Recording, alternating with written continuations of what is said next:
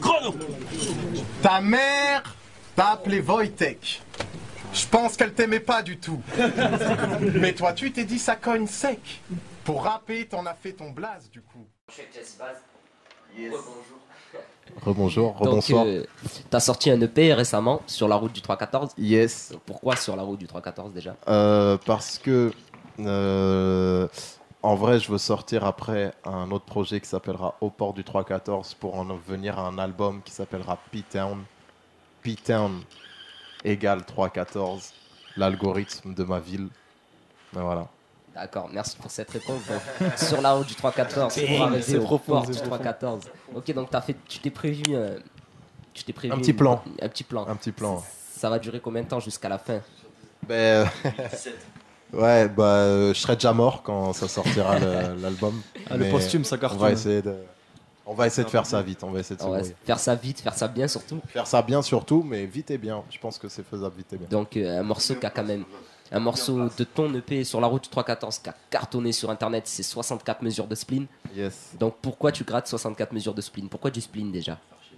Bah, parce que comme tout être humain, ça fait partie des sentiments que je peux avoir. Et quand il s'agit d'écrire, c'est vrai que souvent c'est un exutoire l'écriture. Donc un sentiment un peu de spleen jeté sur la feuille, c'est un truc qui m'arrive.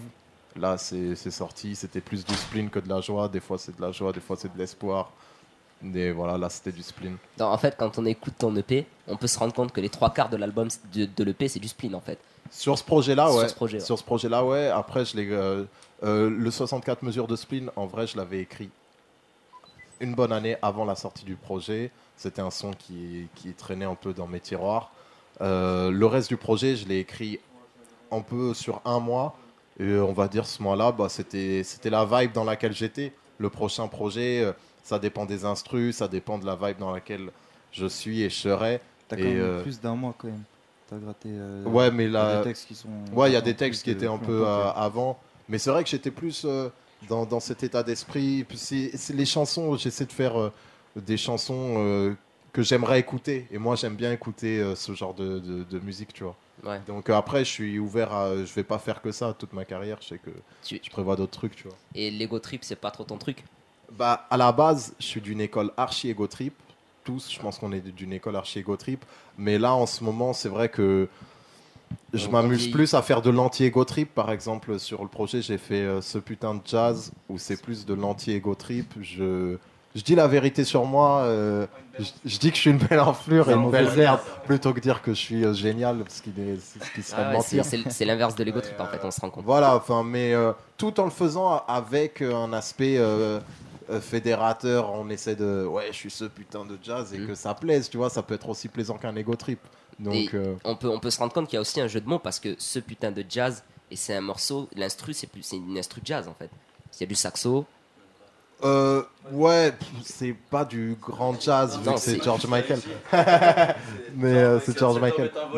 Mais non, après moi j'ai pas dit ce putain de jazz par rapport à l'instru parce que c'est vrai que si j'avais dit ce putain de jazz par rapport à une instru vraiment jazz, ça aurait pas été forcément celle-là, mais c'était plus je voulais développer le thème de l'anti-ego trip je sais pas, ce soir-là, j'ai eu ce beat-là, j'ai écrit ça. C'était pas vraiment en fonction de l'instru, c'était plus en fonction de j'avais envie de faire un morceau où je me descends un peu, mais tout en sur le refrain, répétant mon blaze, tu sais, une anthème un peu, tu vois, un anthème.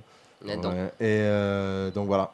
Mais on sait aussi que ton blaze, c'est Jazzy Bass. Ouais. Qu'est-ce qui a fait que tu as choisi Jazzy Bass? Est-ce que ça te définit ou c'est comme ça? Moi, j'aime bien le style hip-hop. Jazz dans le sens sur des samples jazzy aux accords jazzy, mais c'est pas forcément du jazz. J'aime bien le jazz bizarre, c'est vrai.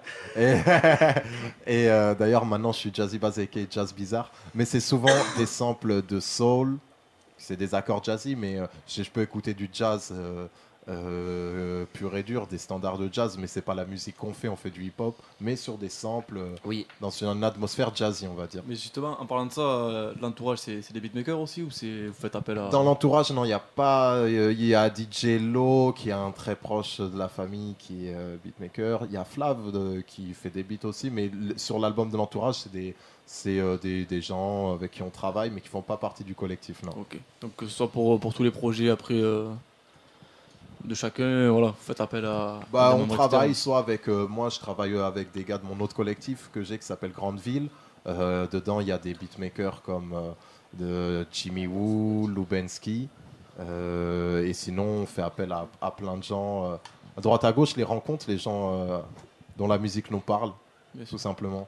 Et la réa, c'est pareil, vous avez un point commun pour réaliser les enregistrements et tout ça, ou c'est chacun... La réa, tout ce qui est réalisation, direction artistique, etc., en vrai, on s'entraide. Par exemple, là, quand EG a fait un projet au Grandeville Studio, on est tous ensemble en train de... Tu vois, ça se fait naturellement, tout ça. C'est vraiment...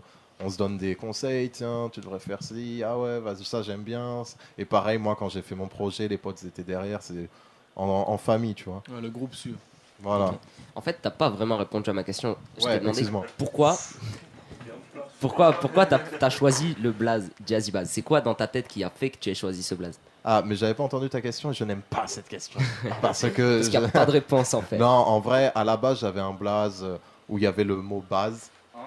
Et après, quand je suis rentré vraiment dans ce délire de jazzy, que je savais que c'était vraiment ça que je voulais faire, un peu mes influences et tout, j'ai décidé de mettre le mot jazzy pour direct annoncer la couleur, tu vois. Ok, donc je te remercie d'être là avec nous, Radio Système 93.7. Merci à vous. L'émission Underground, émission purement rap français.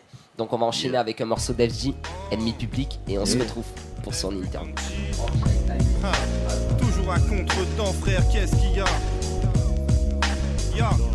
C'est vrai que j'ai l'air hébété, je vais te le répéter. Je suis le rappeur détesté, ton rappeur détesté. On m'a jamais demandé de rester. Les fans du groupe passent leur temps à me manquer de respect.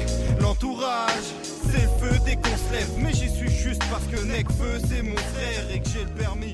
Ça sert dans le game. Plus à gagner qu'à perdre, ouais mais je perds quand même.